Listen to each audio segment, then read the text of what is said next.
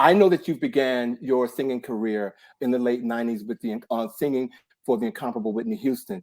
But tell us, what was it like growing up at the age of 6 in DC, studying music and finding your calling for music? Oh man. So when I was about 6, that's when my mother and I were living over off 23rd Parkway in Temple Hills, Hillcrest Heights. Hmm.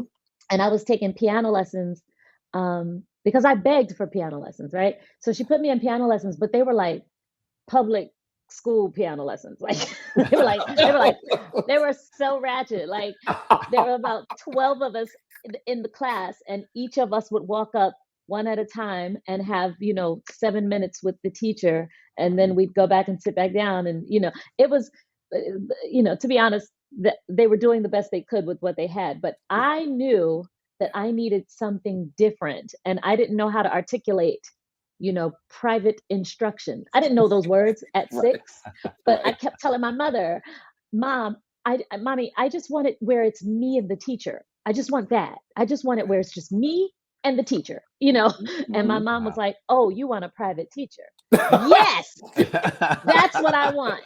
Wow. And Wow. so, 2 years later, after really being persistent about that, my mom finally got me a private instructor by the name of Sal Rojas. Okay. And he was a really strange bird from Argentina, but that man could play some piano. and he and he Well, look really at what he's produced. Okay. oh man, thank you. But it was really cool because he was not only a piano teacher, he was an artist, and that was sort of my first time. Now that I think about it, as I'm talking to you, I'm really realizing this.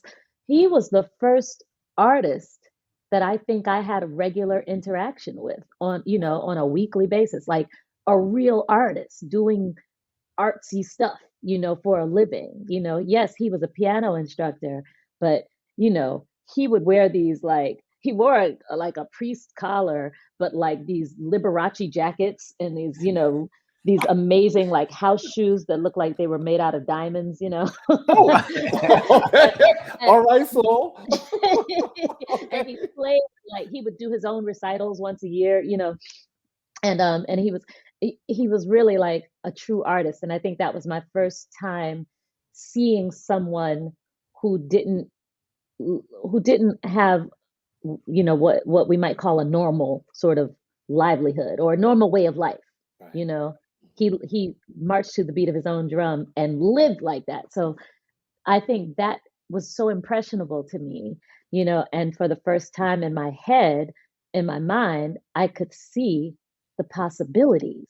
Like, I don't necessarily have to do what everybody else in my family has told me I need to do, go to Mhm. school, get a job, da da da. I don't necessarily have to follow that way of life. I might be able to be an artist. That was a whole realization.